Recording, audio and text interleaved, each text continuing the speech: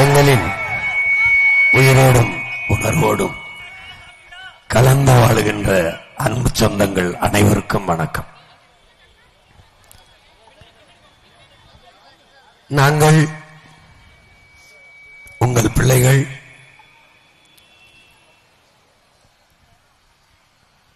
ஒரு கட்சியிலிருந்து பிரிந்து வந்து பதவிக்காக இந்த கட்சியை தொடங்கவில்லை.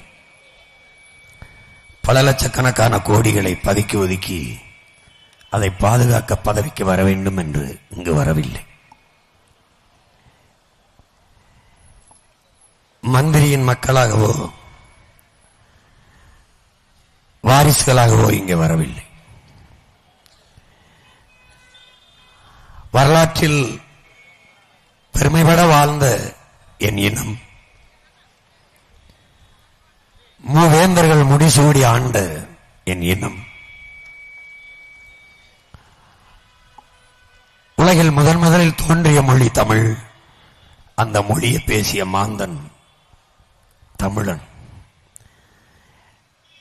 உலகிற்கு அறிவியல், நாகரிகம், தொழில்நுட்பம், வேளாண்மை எல்லாவற்றையும் கற்றுக் கொடுத்த ஒரு மூத்த இனம்.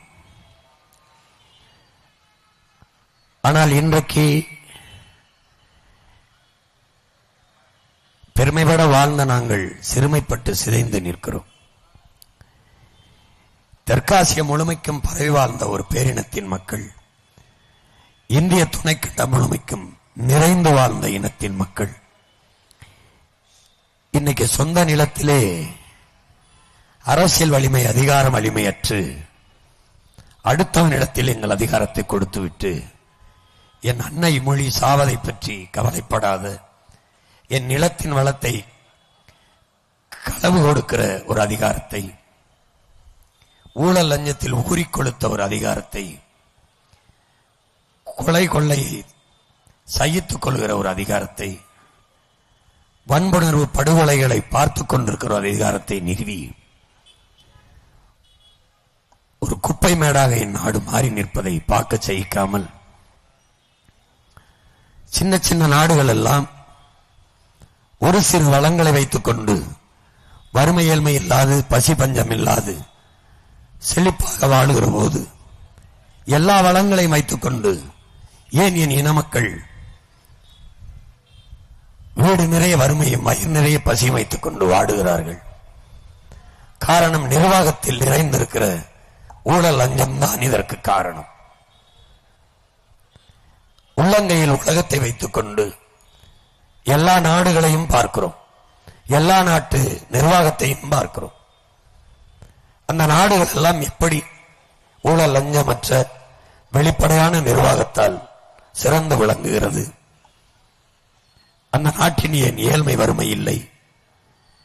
ஏழ்மை வறுமை இந்த நாடுகளில் வந்திருந்தால் கூட சோமாலியா, நைஜீரியா, வெனிசுலா போன்ற நாடுகளின் வீழ்ச்சிக்கு என்ன காரணம்? இலங்கையில் அண்மையில் நடந்த கலவரத்திற்கு, பங்களாதேஷில் நடந்த கலவரத்திற்கு, நேபாளில் நடந்த கலவரத்திற்கு என்ன காரணம்? பொருளாதார வீழ்ச்சிதான், பின்னடைவுதான். அதற்கென்ன காரணம்?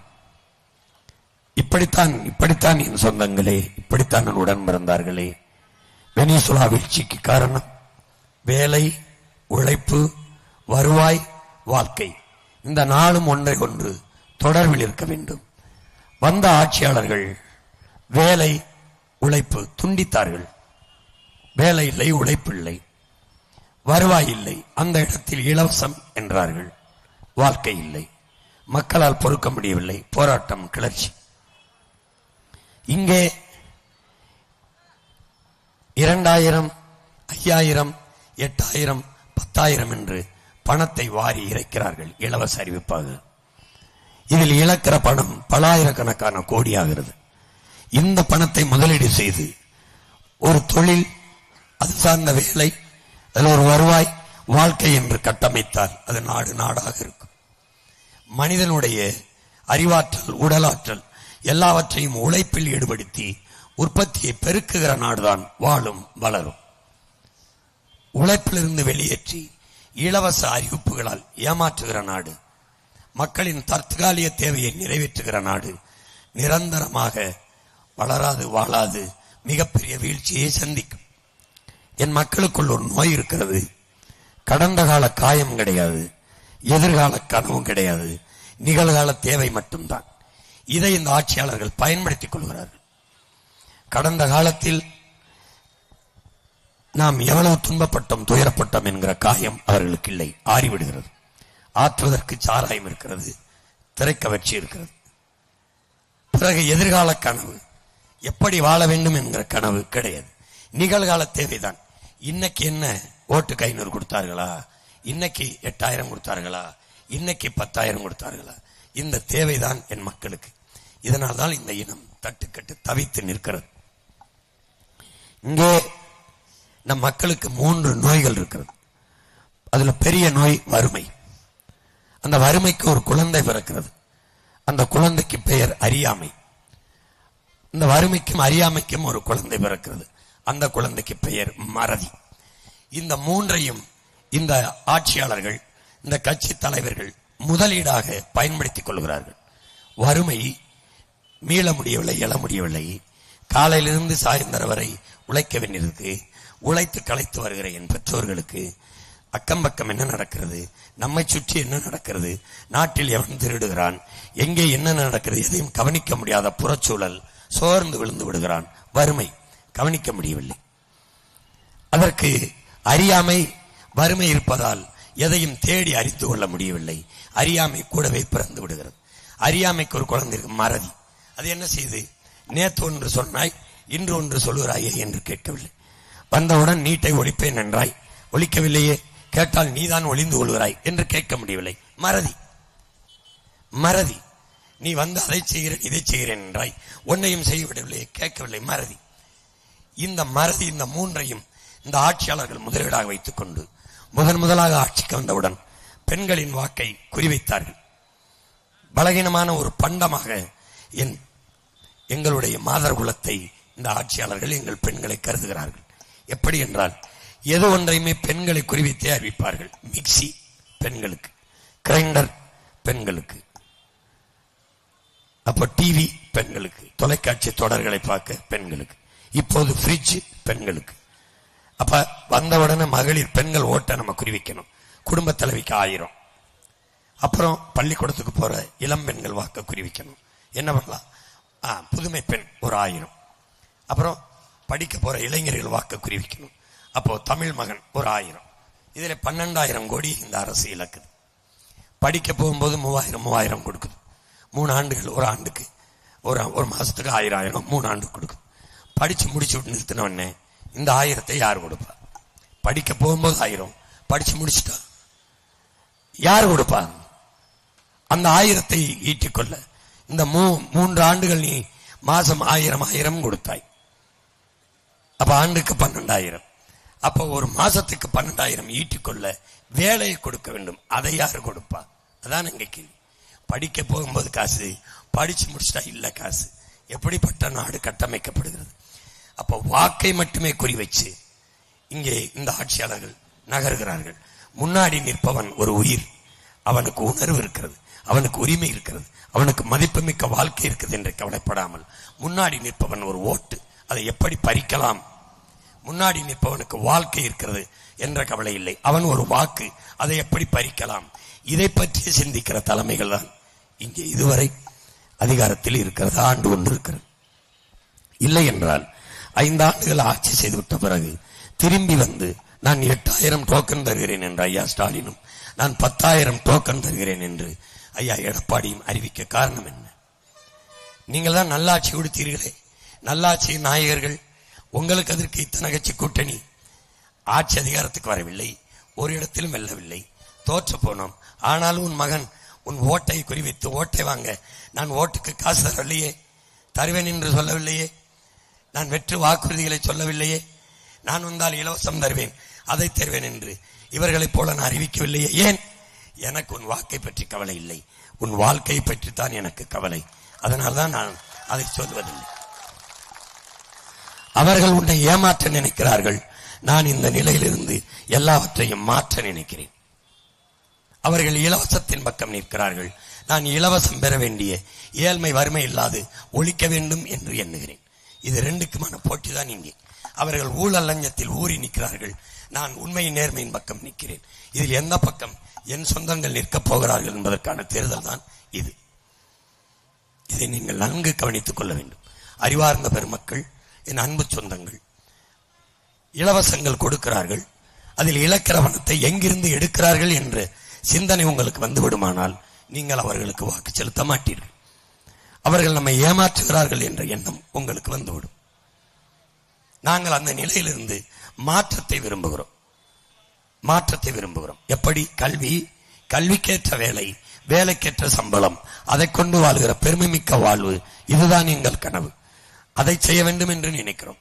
தன்மானத்தோடு தலை நிமிர்ந்து வாழ்கிற ஒரு தற்சார்பு வாழ்க்கையை என் சொந்தங்களுக்கு கொடுக்க வேண்டும், என் தம்பி தங்கிகளுக்கு கொடுக்க வேண்டும் என்று நாங்கள் நினைக்கிறோம். இதுதான் இதுவரை இருந்த கட்சி ஆட்சிகளுக்கும் உங்கள் பிள்ளைகள் முன்வைக்கிற லட்சிய கோட்பாடுகளுக்கும் வித்தியாசம் இதுதான். நான் இலவசம் தரமாட்டேன் என்பதில் உறுதியாக இருக்க காரணம், இலவசம் ஒரு வளர்ச்சி திட்டம் அல்ல, வீழ்ச்சி திட்டம், கவர்ச்சி திட்டம், ஏமாற்று திட்டம். இலவசத்தில் இழந்த பணங்கள் மட்டும் 10.5 லட்சம் கோடி, 1 லட்சம் கோடியை வட்டியை கட்டி கொண்டிருக்கிறோம். இவர்கள் எங்கிருந்து இந்த காசை பெறுவார்கள்? நம்மிடத்திலிருந்து அத்தியாவசியத்தில் வரியாக எடுப்பார்கள். உதாரணமாக மின் கட்டணம் 3 முறை உயர்ந்திருக்கிறது ஐயா ஸ்டாலின் ஆட்சியிலே. சகிக்க முடியாத சொத்து வரி, பத்திரப்பதவு வரி, அத்தியாவசிய அரிசி பருப்பிலை விலை ஏற்றம், இப்படி தவிர்க்க முடியாத பண்டத்தில் விலையை வைத்து வரியை வைத்து விதிப்பார்கள், வசூலிப்பார்கள். பிறகு கடன் வாங்குவார்கள். எதை காட்டி? ஒன்று மண்ணின் வளத்தை, மக்களின் நலத்தை, இது ரெண்டையும் அடமான வைத்து கடன் பெறுவார்கள். இப்போ 10.5 லட்சம் கோடி கடன். இவர்கள் சொல்லி இருக்கிற இலவசங்களை நிறைவேற்ற இன்னும் குறைஞ்சது 5 லட்சம் கோடி கடன் பெற வேண்டும். அப்படி என்றால் இன்னும் 1 லட்சம் கோடி வட்டி கூடும். நாட்டின் பட்ஜெட் 3 லட்சம் கோடி தான். 2 லட்சம் கோடி வட்டி போய்விட்டால் 1 லட்சம் கோடி வைத்து என்ன நலத்திட்டத்தை நிறைவேற்றுவீர்கள்? எதை நிர்வாகம் செய்வீர்கள்? காவல்துறைக்கு சம்பளம், ஆசிரியருக்கு சம்பளம், போக்குவரத்து தொழிலாளருக்கு, மருத்துவர்களுக்கு சம்பளம், எப்படி கொடுத்து நாட்டை நிர்வகிப்பீர்கள்? தேவையற்ற கலகமும் கிளர்ச்சியும் இந்த மண்ணில் வெடிக்கும். இப்பவே வாத்தியார்கள் சம்பள உயர்வு கேட்டு வீதியில் நிற்கிறார்கள். மருத்துவர்கள் கூலி உயர்வு கேட்டு, ஊதிய உயர்வு கேட்டு வெளியில் நிற்கிறார்கள். செவிலியர்கள் வீதியில் நிற்கிறார்கள். எல்லாரும் வீதிக்கு வந்த பிறகு நாடு எப்படி நிம்மதியாக இருக்கும்? அது நல்லாட்சி என்பது எங்கே இருக்கும்? எங்கே இருக்கும்? விவசாயி விளைய வச்ச விளைபொருளான நெல்லை, உயிர் தேவையான உணவுப் பொருளை ஒரு சேமிப்பு கிடங்கை கட்டி சேமித்து வைக்க வக்கற்ற இந்த அரசு சாராயத்தை சேமித்து வைக்க, பாதுகாப்பாக வைக்க குடும்பம் கட்டுகிறது என்றால் இந்த அரசிற்கு நீங்கள் வாக்கு செலுத்தப் போகிறீர்களா? படிக்க வைத்த பிள்ளைகளை அறிவார்ந்த சமூகமாக உருவாக்கி அவர்களுக்கு படிப்புக்கேற்ற வேலை கொடுத்து வளர்த்தெடுக்க துடிக்காமல் குடிக்கிற மக்களின் எண்ணிக்கையை பெருக்கி நாட்டை குட்டியச்சுவராக்கிற தலைவர்களுக்கு மறுபடியும் நீங்கள் வாக்கு செலுத்தப் போகிறீர்களா? இந்த 3 கட்சிகளில் உங்கள் மகனை தவிர எவனாவது ஒருவன் நான் வந்தால் டாஸ்மார்க்கை மூடுவேன் என்று சொல்வதை பார்த்தீர்கள்? சொல்ல மாட்டார்கள். ஏன்? அவர்களுக்கு பயம். அவர்களுக்கு பயம். எப்படியாவது வென்றாக வேண்டும், இந்த மக்களை ஆண்டாக வேண்டும், ஆள வேண்டும் என்று நினைக்கிறார்கள். நான் அப்படி அல்ல. எப்படியாவது என் மக்கள் வாழ வேண்டும், நல்லபடியாக வாழ வேண்டும் என்று நினைக்கிறேன். அவர்களைப் போல ஆள வேண்டும் என்று நினைக்கவில்லை. எதற்காக மதுக்கடையை மூடுவேன் என்று சொல்ல மறுக்கிறார்கள்? குடிக்கிற மக்களின் எண்ணிக்கை 2 கோடியாக பெருகிவிட்டது. 2.5 கோடி. அவர்களுடைய வாக்கு நமக்கு விழாது போயிருமோ என்று அச்சப்படுகிறார்கள்.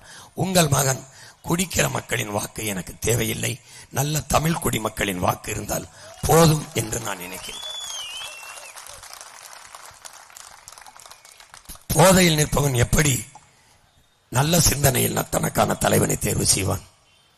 குடித்து விட்டு வண்டி ஓட்ட முடியாது, குடித்து விட்டு காரை ஓட்ட முடியாது என்று சொல்லி குடித்து விட்டு காரை ஓட்டாதீர்கள் என்று தடுக்கிற அரசு குடித்து விட்டு குடும்பத்தை ஓட்ட முடியாது என்று தெரியாதா? அதை ஏன் திறந்து வைக்கிறது? ஏன் திறந்து வைக்கிறது? நான் ஒரு அப்பன், எனக்கு 5 பிள்ளைகள், 5 பிள்ளைகளையும் குடிச்சு குடிச்சு காசு தாங்கள், அப்பத்தான் குடும்பத்தை வீட்டை நடத்த முடியும் என்று சொன்னால் என்னை என் பிள்ளைகள் மதிப்பார்களா? நான் குடிக்க வைக்கிறேன் என் பிள்ளைகளை, நான் குடிக்க வச்சு காசு கொடுங்க, அப்பதான் வீட்டை நடத்த முடியும் என்று சொன்னால், வீட்டை நிர்வகிக்க முடியும் என்று சொன்னால் யாராவது மதிப்பார்களா? வீட்டு தலைவனுக்கு அப்படி என்றால், நாட்டு தலைவன் மக்களை குடிக்க வச்சு அந்த காசை எடுத்து நாட்டை நிர்வகிப்பதை எப்படி இந்த அறிவு சமூகம் ஏற்கிறது? எப்படி ஏற்கிறது? நீங்கள் இப்போதும் தலைவர்களா தேர்வு செய்ய போகிறீர்கள்? இல்லை, குடிக்க வைத்து 25 லட்சம் பெண்களின் தாலி அறுத்திருக்கிறார்கள். இன்னும் மறுபடியும் குடிக்க வச்சு தாலி அறுப்பார்கள். அப்ப நீங்கள் தலைவர்களுக்கு வாக்கு செலுத்தவில்லை, தாலி அறுப்பவர்களுக்கு வாக்கு செலுத்துகிறீர்கள். இது ஒரு கொடுமை, இது ஒரு கொடுமை. குடித்தால் உடல் உறுப்புகள் சிதைந்து போகும், உழைக்கிற திறனற்று போவார்கள், சிந்திக்கிற திறனற்று போவார்கள், நாசமாய் போகும் நாட்டின் எதிர்காலம் என்று தெரியாதா? தெரியாதா? அன்னைக்கு பிறப்பு விகிதம் அதிகமாக இருந்தது, குடும்ப கட்டுப்பாடை கொண்டு வந்தாய். இன்னைக்கு பிறப்பிக்கிற ஆற்றலை இல்லாத போனது தெருவுக்கு தெரு செயற்கை கருத்தரப்பு மையங்களை தொடங்குகிறார்கள். எதனாலே? மது, காற்று நஞ்சு, நீர் நஞ்சு, சோறு நஞ்சு எல்லாம் விஷமாகி போனதால் மனிதனின் ஆற்றல் ஒன்றுமில்லாமல் போய்விட்டது. இப்போது சொல்லுங்கள் அறிவு சமூகமே, என்ன செய்ய போகிறீர்கள்? மறுபடியும் இந்த தேர்தலில் இவர்களையே தேர்வு செய்ய போகிறீர்களா? இவர்களுக்கே வாக்கு செலுத்த போகிறீர்களா? இதுவா? நானும் கட்டணம் இல்லாமல் உங்களுக்கு தருவேன், காசு இல்லாமல் தருவேன். எதை தருவேன்? ஆக சிறந்த கல்வியை என் நாட்டு பிள்ளைகளுக்கு ₹1 கட்டணம் இல்லாமல் தருவேன். எந்த தரத்திற்கு தருவேன்? உலகத்தில் கல்வியில் சிறந்த நாடாக பின்லாந்து இருக்கிறது, அதை முந்திக் கொண்டு சொல்வேன். இந்த இடத்தில் இருந்து சொல்லுகிறேன், இந்த இடத்தில் உங்கள் மகன் உங்கள் முன்பிருந்து சொல்லுகிறேன். இன்றைக்கு சொல்லுகிறேன், உலகத்தில் சிறந்த நாடு கல்வியில் பின்லாந்து என்று. 5 ஆண்டுகளில் உங்கள் மகனிடத்தில் நாட்டை கொடுங்கள். பின்லாந்தில் இருந்து ஒருவன் சொல்லுவான், உலகத்தின் தலை சிறந்த நாடு தமிழ்நாடு என்று. உலகத்தின் தலை சிறந்த மருத்துவம் தமிழ்நாட்டில். உலக நாடுகளில் இருந்து என் நாட்டிற்கு மருத்துவம் பார்க்க எல்லோரையும் திருப்புவேன். உலகத்தின் தலை சிறந்த சுற்றுலா தலமாக என் நாட்டை மாற்றுவேன். இயற்கை சுற்றுலா, இன்ப சுற்றுலா, கோடி கோடியாக பணத்தை குவிக்க முடியும், என்னால் மாற்ற முடியும். ஏன்? என் கனவு பெரிது. நான் சாதாரணமானவன், அசாதாரணமான ஒன்றை கனவு காண்கிற மகன். இந்த கனவை எனக்குள் தந்த மகன் இதோ என் தலைவன் மேதகவி பிரபாகரன் என்ற பெருந்தலைவன். அவனுக்கு இந்த கனவை தந்தது அவன் முன்னோர்கள். மொத்த முன்னோர்களின் அறிவையும் மானத்தையும் வீரத்தையும் ஒத்த உருவமாக சுமந்தான். அவன் மொத்த கனவையும் இந்த மகனுக்கு கையளித்தான். அதை பிரித்து பிரித்து என் பிள்ளைகளுக்கு கனவாக சுமத்தி கொண்டு வருகிறேன். அவர்கள் தோள்களில் தூக்கி சுமந்து வருகிறார்கள். அறிவு சமூகம் யோசிக்க வேண்டும். கட்டணமில்லாத கல்வி சிறந்த கல்வி, கட்டணமில்லாத மருத்துவம் சிறந்த மருத்துவம், தூய குடிநீர், ₹1 காசு இல்லாது. இது 3 மட்டும்தான் உன் மகன் காசு இல்லாமல் தருவேன். மீது எல்லாவற்றுக்கும் இலவசம் என்ற சொல் இந்த நாட்டில் இருக்க. உன் படிப்புக்கேற்ற வேலை தருவேன், அதுக்கேற்ற சம்பளம் தருவேன். அதை கொண்டு நீ பெருமை மிக்க வாழ்க்கையை வாழ்கிற வாழ்க்கையை தருகிறேன். தாலிக்கு தங்கம் தரமாட்டேன், தரமாட்டேன், தரமாட்டேன். 1 பவனும் இல்லை, அரை பவனும் இல்லை, ஒன்றும் கிடையாது, ஒன்றும் கிடையாது. பொண்டாட்டி கழுத்துல 1 பவன் தாலி வாங்கி கட்ட வாக்கற்ற உனக்கு எதுக்கு பொண்டாட்டி? உனக்கு எதுக்கு பொண்டாட்டி? எதுக்கு பொண்டாட்டி? உழைடா, உழைச்சு நேசிச்சு சிறுக சிறுக சேர்த்து நேசிச்ச மனைவி கழுத்துல, உயிர் துணை கழுத்துல 1 பவன் இல்ல 1 துளி தங்கத்தை போடுற. அதான்டா ஆண் மகனுக்கு அழகு. அவன் தாலிக்கு தங்கம் தரேன், அரை பவன் தரேன், 1 பவன் தரேன், குடிக்க வச்ச தாலியை அறுப்பேன். பரவாயில்லையா? பரவாயில்லையா? ஏண்டா 1 பவன் தாலி வாங்கி கட்ட முடியாதவன் காலம்புறம் என் பிள்ளைய வச்சு எப்படா பொழப்ப? எப்படி பொழப்ப? பைத்தியக்காரன். மான தமிழ் மறவனாடுறா, வீரத்தோட வாழ்ற. மானம் போச்சுன்னா செத்தாண்டா நம் முன்னோர்கள். மயிர் நீப்பின் உயிர் வாழா கவரிமா அன்னார் உயிர் நீப்பர் மானம் அறிவுங்கிற நம்முடைய வேதம். செத்துப்பா வேண்டாம் மானம் போயிடுச்சுன்னா. உனக்கு தெரியாதாடா? படிச்சிருக்கா வரலாறு? வெள்ளக்காரன் படையெடுத்து வாரான்டா, 3 கிலோமீட்டருங்க இருந்து பீரங்கி வச்சு சுட்டுவான், செத்துருவேன். தூரம் இருந்து குறிவாத்து சுட்டுவான், துப்பாக்கி வச்சிருக்கான், செத்துருவேன். என்கிட்ட வாழும் எழுந்தாண்டா இருக்கு, கிட்ட நின்னாதான் தாக்கி அழிக்க முடியும். தூரம் இருந்து சுட்டு கொன்றுவான். போருக்கு போனா செத்துருவேன். யாருக்கு தெரியும்டா? என் பாட்டன் பூடித்தவனுக்கு தெரியும்டா, என் பாட்டன் தீரன் சின்னமலைக்கு தெரியும்டா, என் பாட்டன் அழகுமுத்து பொண்ணுக்கு தெரியும்டா, என் பாட்டன் பெரும்பிடுக்கு தெரியும்டா, என் பாட்டன் பண்டாரவணியனுக்கு தெரியும். தெரியும் என் பாட்டி வேலுநாச்சியாருக்கு தெரியும், என் பாட்டன் மருது வண்டிக்கு. ஏன்டா போருக்கு போனேன்? ஏன் போனேன்? போன செத்துருவேன், தெரிஞ்சு ஏன் போனேன்? இந்த மான தமிழனுக்கு மரணத்தை விட மானம் பெரிதுடா, அதனால போனேன். ஏன்? நான் சரணடைஞ்சு வாழ்றதுக்கு சண்டையிட்டு சாகலாம் மேன்மையானது, மண்டியிட்டு வாழ்வதற்கு மானத்தோடு மாண்டு போகலாம். மேன்மையானது. அந்த மரபுல வந்துட்டு கொடுத்து கொடுத்து வாழ்ந்தவன்டா. கொடுத்து கொடுத்து.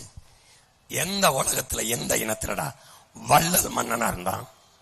எந்த இனத்துல மன்னன் வள்ளலா இருந்ததுன்னு சொல்றான்? ஓ முன்னவன் தானடா. பாரி, ஓரி, காரி, பேகன், ஆய், நல்லி, அதிகமான். அவன் ரத்தம் ஓடல உனக்கு? செத்த போச்சு. செத்து போச்சு. அந்த ரத்தம் செத்து போச்சா?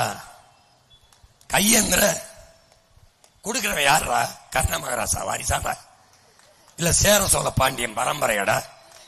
வந்தவன்டா சேர சோழ பரம்பரை. நீனு நான் தான்டா கையேந்தி நிக்கிற. பிச்சைக்கார வாழ்க்கை போடா. கேவலம். அவர் டோக்கன் கொடுப்பாரு, இவர் 10,000 டோக்கன் கொடுப்பாரு. என்ன ஹோட்டலுக்கு சாப்பிட வர டோக்கன் வாங்கிட்டு ஹோட்டலுக்கு சாப்பிட வர? எதுக்கு டோக்கனு? எதுக்கு டோக்கனு? அடிச்ச கொள்ளைக்கு அட்வான்ஸ் டோக்கனு, அடிக்க போற கொள்ளைக்கு ஒரு அட்வான்ஸ் டோக்கன். நான் ராத்திரியில வீட்டுக்குள்ள வந்து திருடுறேன். திருடிவிட்டு அம்மா சத்தம் போடாதீங்க, 10 லட்சம் திருடிட்டேன், நாங்க உங்க பங்கு 10,000 வாங்கிட்டு விட்டுருவியாடா? என் கூட பிறந்தவனே வாங்கிட்டு என்னை விட்டுருவேன். எங்க ஆத்தா விட்டுரும். அடே இளவு எடுத்தவனு செருப்பால் அடிக்காது. அப்புறம் ஏன்டா அவங்களை அடிக்க மாட்டேன்? ஏற்கனவே அடிச்சதுல பங்கு 2,000. இப்ப அடிக்க போறதுக்கு டோக்கன் அட்வான்ஸ். இது இந்த 8,000. அதுக்கு நீ பெர்மிஷன் கொடுக்க போற. நீ மானம் இருந்தா ஓட்ட மாத்தி போட்டு ரூட்டை மாத்து. இல்லைன்னு வச்சுக்க, அவனுக்கே போட்டு டோக்கனை வாங்கிட்டு நல்லா திருடுப்பா. Permission granted. திருடிக்க, மலை வெட்டிக்க, மணல் அள்ளிக்க, சாராயத்தை வித்துக்க, தாலி அறுத்துக்க, கற்பழிச்சுக்க, கொன்னுக்க, கஞ்சா வித்துக்க, அபீன வித்துக்க, எல்லாம் பண்ணிக்க போ.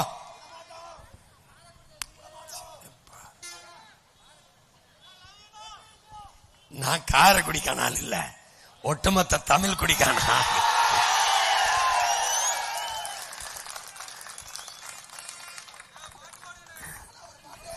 டேய், உங்களுக்கு கருணை இல்லையா? இரக்கம் இல்லையா?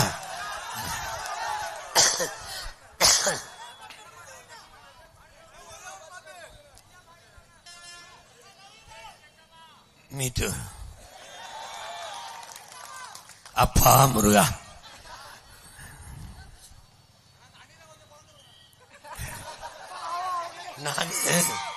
நான் வந்தவன சாராய கடையை மூடிட்டு கல்லு கடையை திறக்கிறேன்.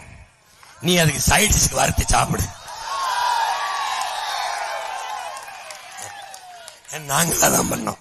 நாங்கெல்லாம் காட்டுல வேட்டைக்கு போகும்போது அணில அடிச்சு, காட்டு எலி அடிச்சு வறுத்து கல்லுக்கு சைடிஸ்க்கு வச்சுக்கிட்டோம். அதை பின்பற்று.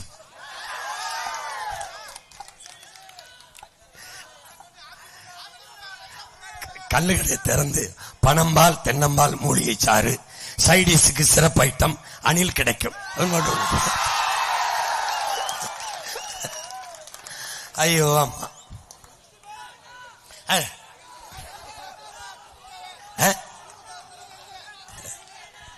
இல்ல இல்ல, என் அன்பு சொந்தங்களுக்கு கேட்பேன், ஒன்னு சொல்லுவேன்.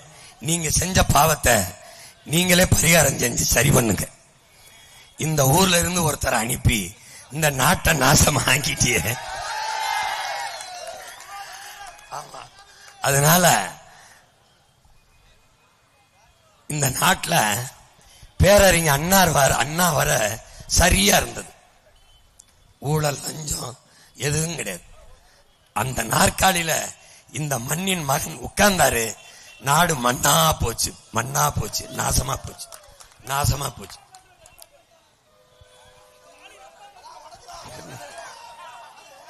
அதெல்லாம் ஒரு நொடி வேலை, அதெல்லாம் ஒரு நொடி வேலை. இதை எடுத்துட்டு தமிழ் தென்றல் திருவிக்கான் மாத்துறதுக்கு எவ்வளவு நேரம் ஆயிடும்? இந்த சிலையை எடுத்துட்டு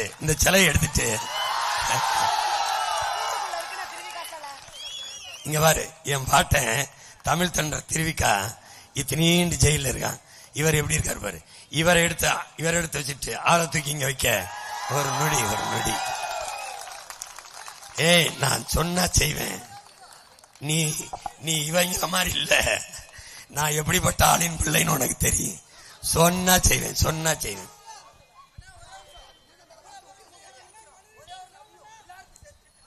ஐ லவ் யூ ஆல். டே, நீ இப்பதான்டா காதலிக்கிற, நான் 20 வருஷமா காதலிச்சு கத்திக்கிட்டு இருக்கேன்டா, சுத்திக்கிட்டு இருக்கேன்டா. அப்படியே தேவதாசு நானும் ஒரு ஜாதி தான் தெருவா பாடிட்டு 20 வருஷமா கத்திக்கிட்டு இருக்கேன். இப்பதான் ஏற்று பாக்குறான்.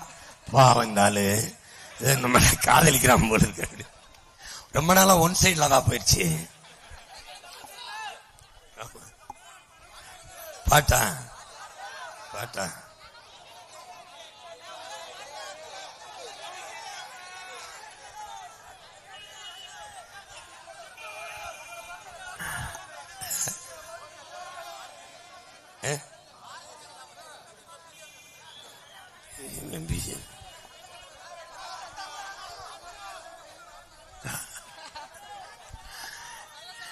இல்ல பிஜேபி பிஜேபிங்கிறாங்க ஐயாங்கெல்லாம். அதாவது அடிப்படை ஒரு கோட்பாடு தான். இந்திய கட்சிகள் நம்ம ஒற்றை கட்சி ஆட்சி முறையை எதிர்க்கிறோம். நம்ம கோட்பாடு இந்தியாவுக்கு என்று ஒரு கட்சி தேவையில்லை. நான் என் மாநிலத்தை ஆள்றேன், அவர் மாநிலத்தை ஆளட்டும், அவர் மாநிலத்தை ஆளட்டும். இந்தியாவை யார் ஆள்றோம்னு கூடி பேசி ஆளலாம். ஒவ்வொரு தேசியத்திற்கும் சுழற்சி முறையில் நாட்டின் தலைமை பதவியை கொடு.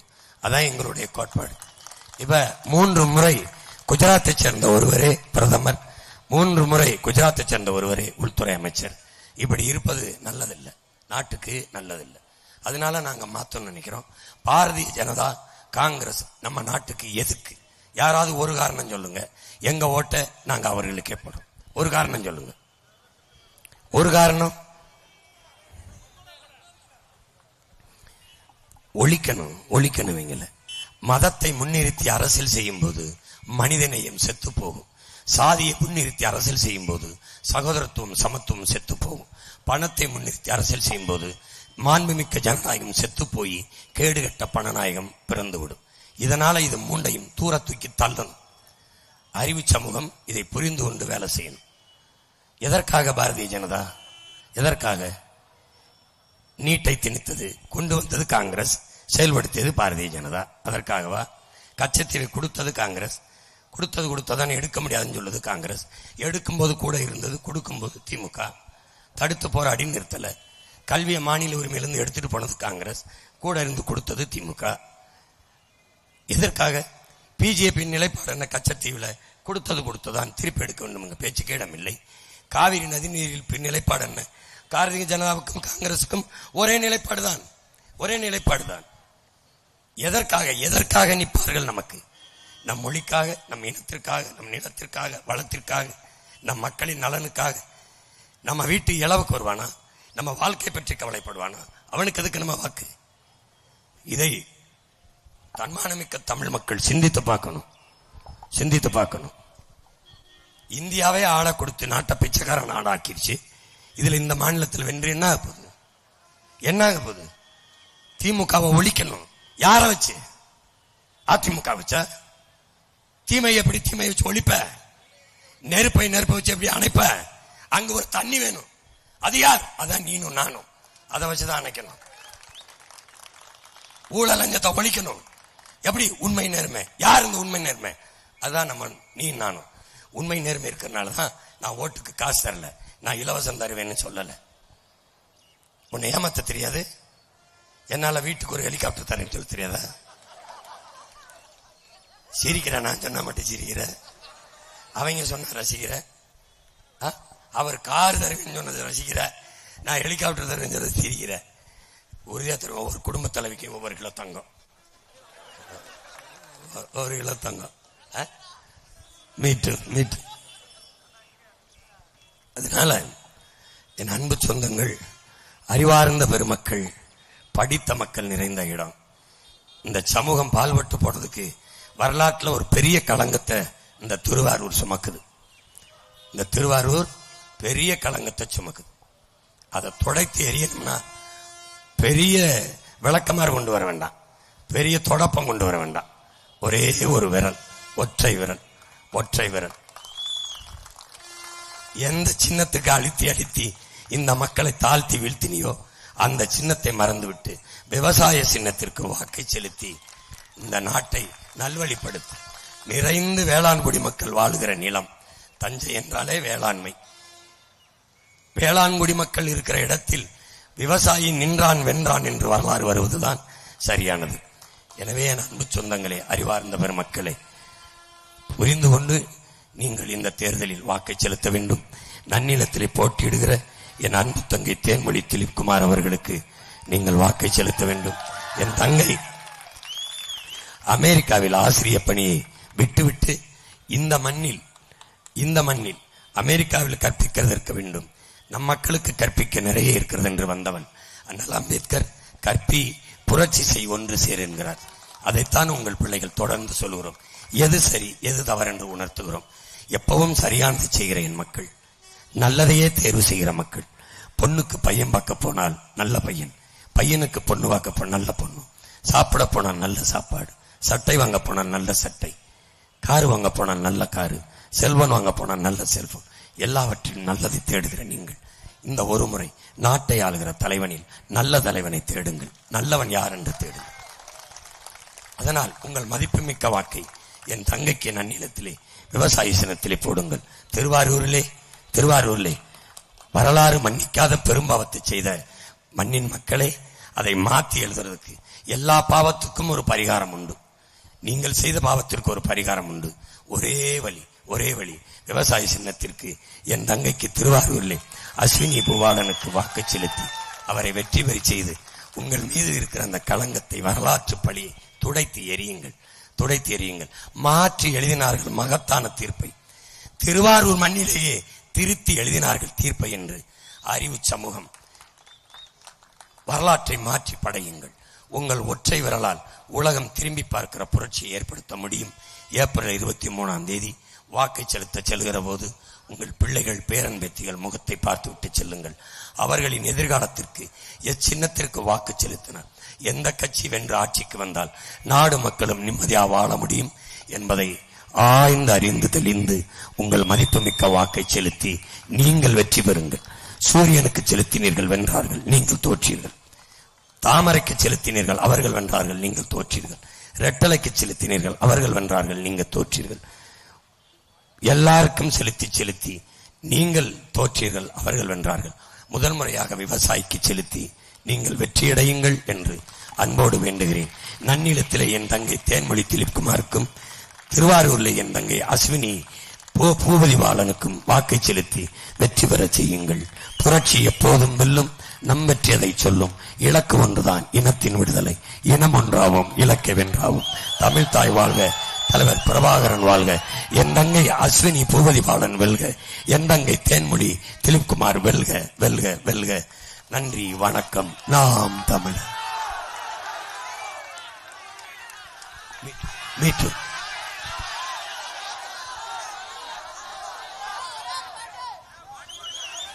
மாத்தி வாக்கு செலுத்தி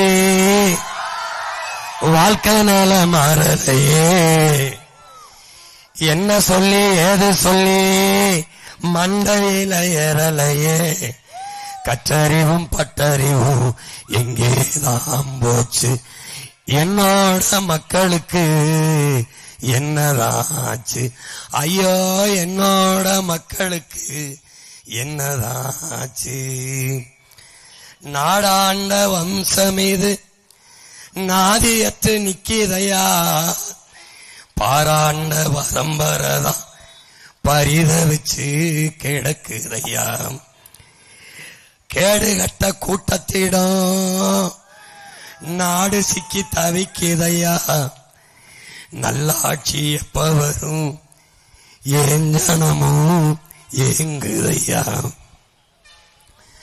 மாத்தணும்னு எண்ணம் இருக்கு, அதுக்கு விவசாயி சின்னம் இருக்கு. ஓட்ட அதுல போட்டா நல்ல அநியாயம் முடியும். நல்ல அதிகால விடியும்.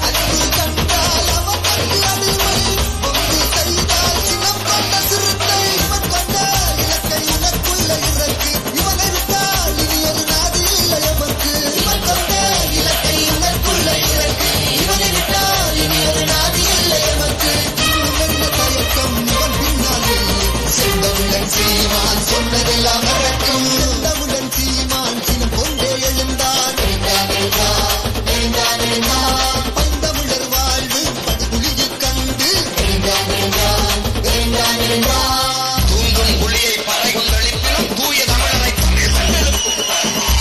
பகைவர் இவன் என்று நீக்குவோம். செந்தமிழ் உணர்ச்சி வேறுபட்டதாக்குவோம்.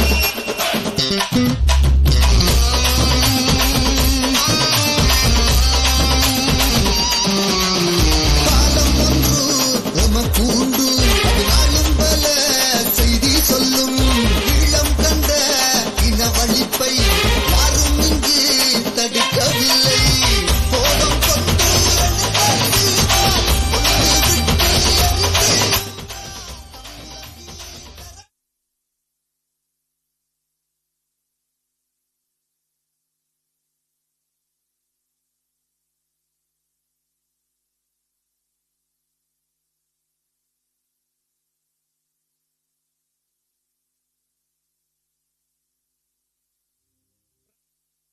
வீராதி வீரன் பண்டாரவன்னியன் வழிவந்த பேரன் சூராதி சூரன் சூரிய தேவன் எல்லாள மன்னனின் உயிர்ப்பான தீரன் தமிழீழ மாமன்னன் பிரபாகரன் தமிழரில் தலைநிமிர் வந்து உரிமையை எடுத்து நீ உரிமை காட்டடா. உருமும் புலியாய் உறுதி காட்டடா.